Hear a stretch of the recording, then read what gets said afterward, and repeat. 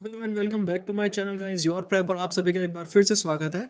आज हम मई 2024 MPPSC current affairs को पढ़ लेते हैं और मैं आपको इसको पीडीएफ भी प्रोवाइड कर दूंगा। एक्चुअल में काम थोड़ा ज़्यादा है, इसीलिए पॉसिबल नहीं हो पा रहा अभी सारे वीडियोस को जल्दी जल्दी बना के पब्लिश करने का।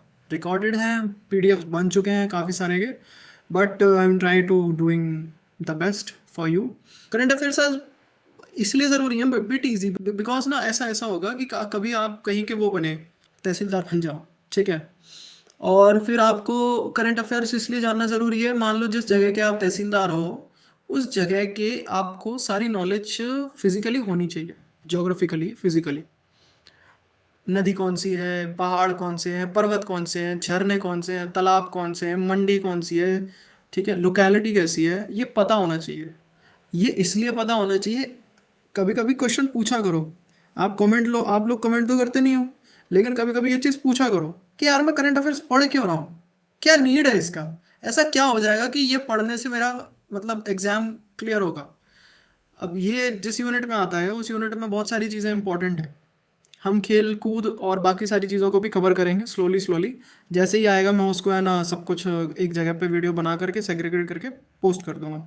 But you should ask, you will ask to yourself, और यू शुड आस्क, कांच के सामने खड़े होकर पूछो कि यार क्यों पढ़ रहा हूँ मैं, द रीज़न बिहाइंड दिस। मैं रीज़न बता देता हूँ। कल को आप जहाँ पे भी आप तहसीलदार बनोगे, ज़्यादा बड़ा बना दूंगा ना तो फिर दिक्कत हो जाएगी, फिर डिसीजन लेने में बहुत दिक्कत होगी, एथिकल डिलेमाज निकल आएंगे, मोरली भी और एथिकली भी। तो वहाँ पे आपको ये पता होना चाहिए कि कल को आप कोई डिसीजन लेते हो, आपके नाम जब अखबार में छपेंगे तो आपको पता लग जाएगा कि हाँ ये दूसरों के लिए करंट अफेयर्स है और वो एथिकल उसको रूप में यूज़ कर सकता है एज एन एग्जाम्पल। बात समझ में आ गई? तो ये मेन मुद्दा होता है आपको करंट अफेयर्स पढ़ने का। अगर ये बात अच्छी लगी हो, सच में लगा हो कि अरे यार I can be an example, मैं एग्जाम्पल बन जाऊंगा स्टेट में, तो हाँ पढ़ो भाई, बिल्कुल पढ़ो। किसी के लिए पढ़ रहे हो तो प्लीज़ पढ़ो, उसको बोल दो कि एक टीचर पढ़ा रहा है ढंग से, उसको भी बोलो तुम भी पढ़ो इससे, ठीक है। दोनों मिल के एग्ज़ाम क्लियर करो, देन दोनों शादी करो। तो सॉरी। सो सरस्वत रिवर के बारे में बात करते हैं। सरस्वत रिवर है, जैसे ये इंदौर से होकर बहने वाली नदी है, इसमें ताज़ा पानी नहीं है, और ये खान नदी, ठीक है, खान नदी वहाँ पे बहती है इंदौर में, उससे पॉल्यूटेड हो गई है। मेनली यही रीज़न है। शिप्रा नदी उसी से बहती है। शिप्रा नदी flows into a larger body through Shipra river, ठीक है ना। रिवर ये शिप्रा नदी की भी एक मतलब पार्ट है, one of the part of Shipra river. Shipra नदी चंबल का पार्ट है, चंबल नदी यमुना का पार्ट है। ऐसे याद करना होता है, यमुना यमुनोत्री ग्लेशियर, ठीक है, ऐसे याद करना होता है, ऐसे कनेक्शन कर बनाया जाता है आगे आगे तक। फिर ऑरिजिनेट कहाँ पे होती है ये सरस्वती रिवर जो है, ठीक है, it originates in the Vindhyan range of a hill called ककरी टेकड़ी, यहाँ से निकलती है। तो क्वेश्चन आ जाएगा ककरी टेकरी कहाँ पे पड़ता है, तो विंध्यान रेंजेस में पड़ता है, धार में पड़ता है, उज्जैन के पास। बस। किसकी? सरस्वती नदी की बात चल रही है। खान नदी और गंभीर नदी इसकी एक मेजर ट्रिब्यूटरीज है। This is the current affair, this is the basic knowledge you should know. बस दैट्स इट।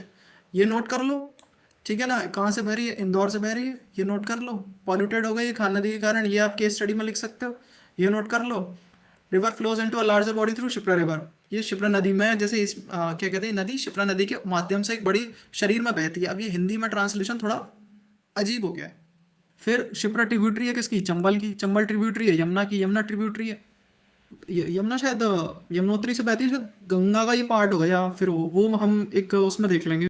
सो अब ये करकी टेकरी से निकलती है सरस्वती रिवर, विंध्यन रेंजेस, ठीक है। करकी टेकरी धार में है, और धार के पास उज्जैन में है, धार में है।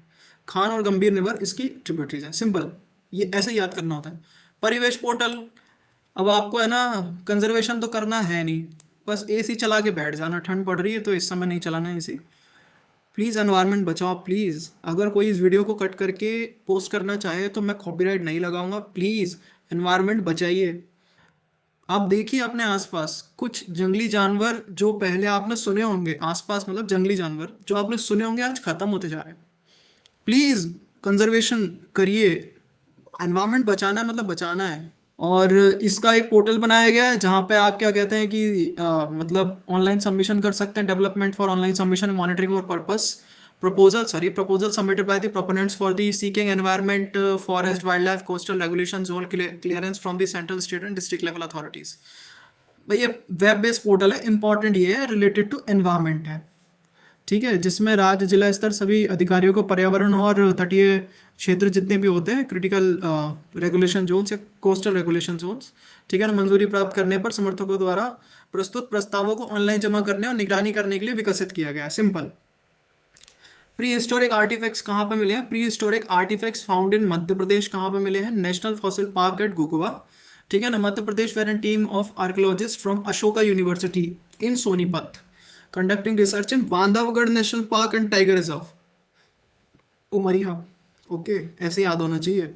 Found prehistoric artefacts from fossil woods. Okay, fossil woods मतलब लकड़ी का फॉसिल मिला होगा, उसमें प्री हिस्टोरिक आर्टिफैक्ट्स मिले हैं। कहाँ पे? गुगवा में, गुगवा नेशनल फॉसिल पार्क में। ओके, सिंपल, बस इतना ही याद करना होता है।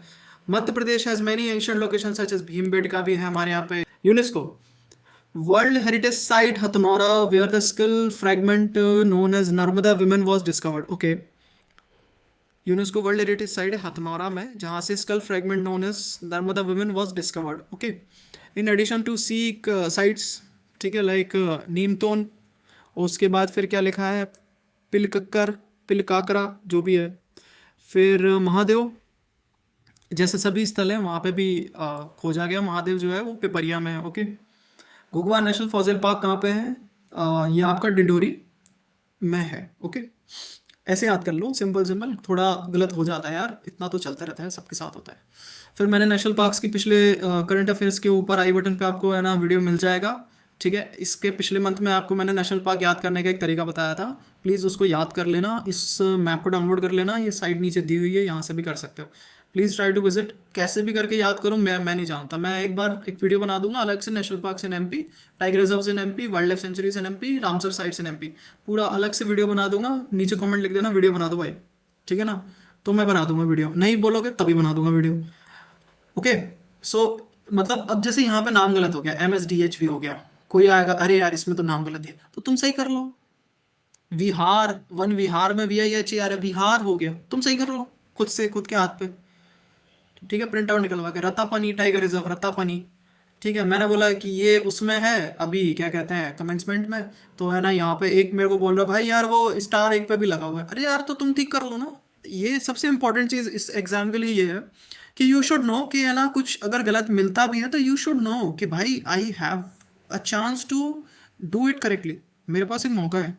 अब करना है नहीं चाहते, सारी जिम्मेदारी मेरी, तो फिर मैं क्या करूँगा? पढ़ाना ही छोड़ दूँ क्या?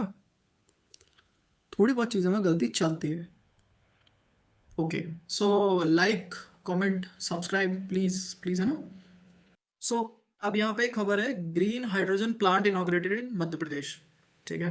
गेल इंडिया लिमिटेड ने सक्सेसफुली लॉन्च कराया first green hydrogen plant Vijaypur GAIL में, गुना में। ओके, सो ज़्यादातर आपको है ना LPG CNG ऐसा कुछ लगे ना, तो एक बार अगर गुना का ऑप्शन दिया हो तो please try to tick that. मतलब मुझे तो लगता है गुना में जो भी फैक्ट्रीज हैं विजयपुर गेल में, एक बार उनको आप गूगल कर लेना या फिर कहीं से सोर्स निकाल के उनको पढ़ लेना, बिकॉज ये इस क्वेश्चन के मतलब आने के चांसेस बहुत ज़्यादा है, बिकॉज ग्रीन हाइड्रोजन का इशू UPSC में भी बहुत चल रहा था।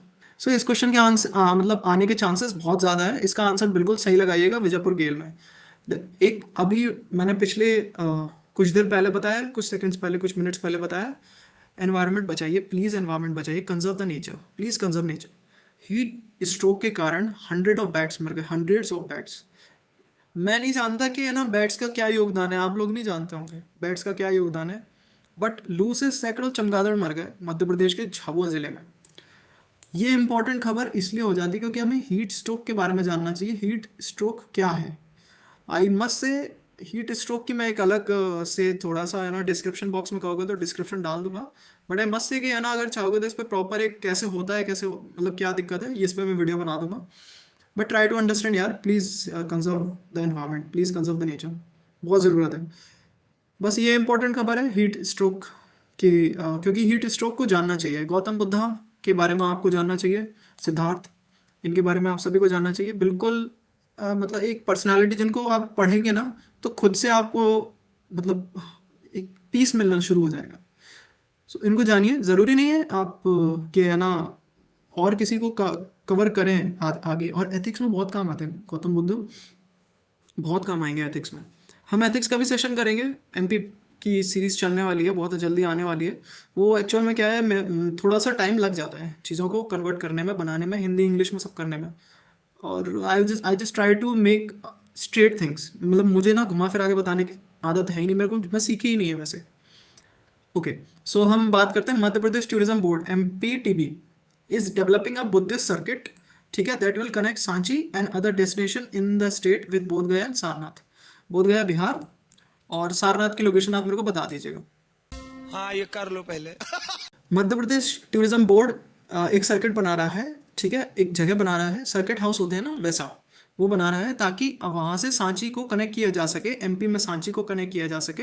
बुद्धिस्ट लोगों के लिए सांची बहुत इंपॉर्टेंट है, और अदर डेस्टिनेशन जैसे बोध गया और Sarnath, 2 major centre of Buddhism in the country. Okay, then हम आगे बढ़ेंगे। मैं इसी की बात कर रहा था, लैम्प्स की। लैम्प सीरीज बहुत जल्दी आपको मिलने वाली है, मैंने एक वीडियो डाला, so please try to watch that video.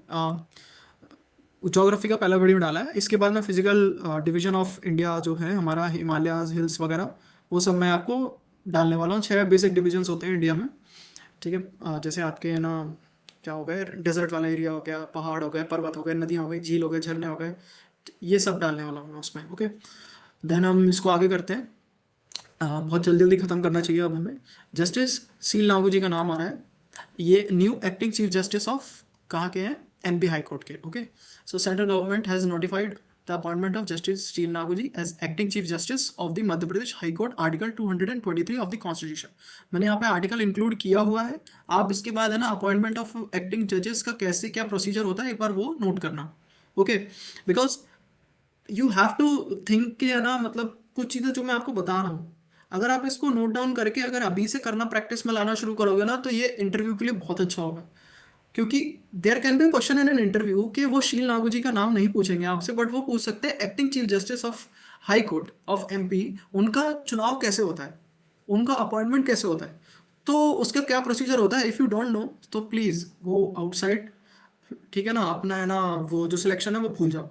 First ever city museum in Bhopal, first ever city museum, recently the government has approve the establishment of first ever city museum in Bhopal. Okay, Bhopal में बन रहा है। Okay, the Madhya Pradesh tourism board MPTB is setting up the board Bhopal City Tourism Museum in the left wing of the Moti Mahal.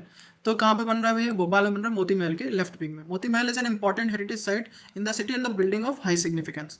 उसके बाद 7 houses of the 7 major tribes, major tribes के 7 houses के बारे में दिया हुआ है, namely Gond, Bhil, Baiga, Korku, Bharia, Sahariya, Kol, have been built in the tribal museum Bhopal. तो 7 हाउसेज बने हुए हैं to understand and see the lifestyle of tribal community closely. Okay, सो ये वहाँ पे बना हुआ है ट्राइबल म्यूजियम भोपाल में, उनमें 7 घर बने हुए हैं, 7 हाउसेज बने हुए हैं, 7 मेजर ट्राइब्स के लाइफ के बारे में डिस्क्राइब किया हुआ है। सिंपल। द्वितीय, third hottest place in India, बताइए 47.5 डिग्री। अब third hottest place in India, obviously अगर MP की खबर है तो हमें तो कवर करनी ही पड़ेगी, और अगर दतिया दिया है उसमें और डिंडोरी दिया है उसमें, तो जयराम जी की तुक्का मत लगाइएगा, याद करके जाइएगा। इसके बाद हम इलीगल माइनिंग इन ओरछा वाइल्ड लाइफ सेंचुरी, देखो फिर वही बात, एनवायरनमेंट बचाना नहीं है, Orchha wildlife century Niwari.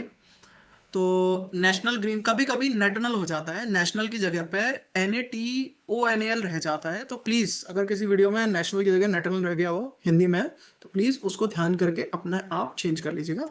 Form the committee national green tribunal NGT, इसका फॉर्मेशन कैसे होता है ये भी एक बहुत इंपॉर्टेंट है, और इसके जो NGT के जो क्या कहते हैं मतलब चेयरमैन होते हैं, मतलब जो इंपॉर्टेंट होता है, सबसे टॉप बॉडी होती है, टॉप पे बैठते हैं जो, वो कौन होते हैं वो आप एक बार ढूंढ लिए, और जैसे ढूंढोगे ना तो you will get to know कि यार कुछ कुछ काम करना होता है खुद से भी।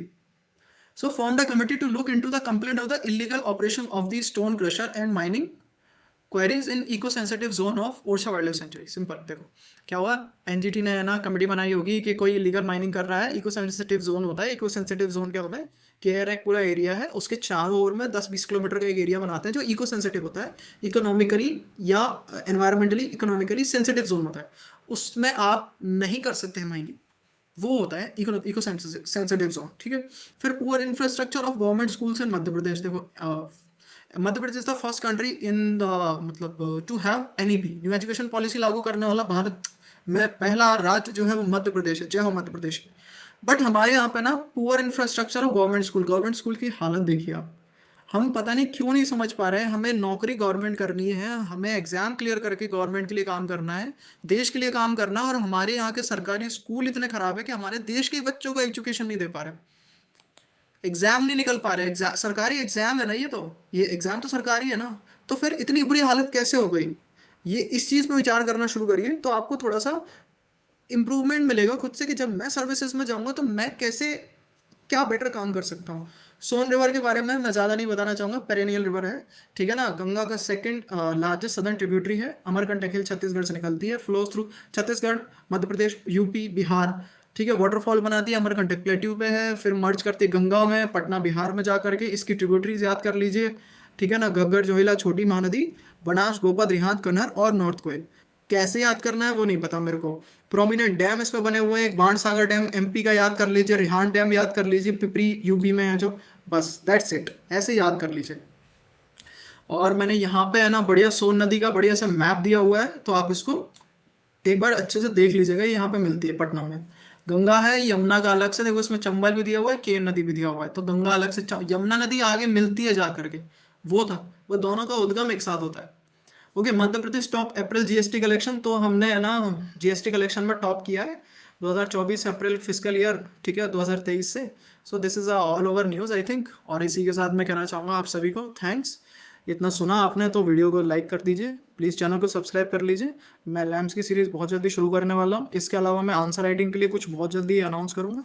So please stay with me, and आप सभी का दिन शुभ हो। Please conserve the nature, conserve करें, एनवायरनमेंट बचाएं, पर्यावरण बचाएं, और इसी के साथ जय हिंद, जय भारत।